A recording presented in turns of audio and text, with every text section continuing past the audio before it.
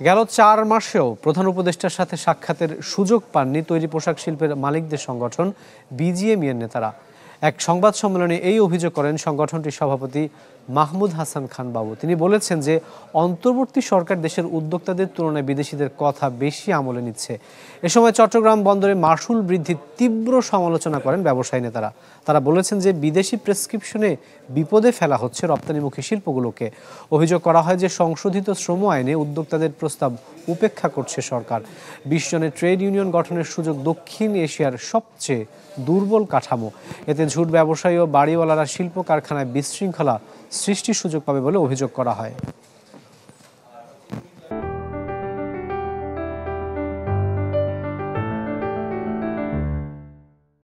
আজ পর্যন্ত বিজিএমইএ ৪ মাস দায়িত্ব নেওয়ার পরে সেভারাল টাইম সম্মানিত প্রধান উপদেষ্টার কাছে আমরা অ্যাপয়েন্টমেন্ট চেয়েছি আমাদের কনসার্নগুলো জানানোর জন্য।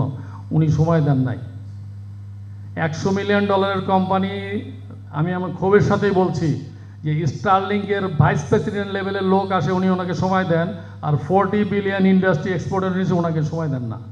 তো এটার দায় ওনাকে নিতে হবে। সময় না দিলে আমার কনসার্নটা কীভাবে জানাবো, কীভাবে নেগোশিয়েট করব? নেগোশিয়েট করার সুযোগ দিলেই না আমি প্রমাণ করতে পারবো আমাদের নেগোসিয়েশন স্কিল আছে কি নাই।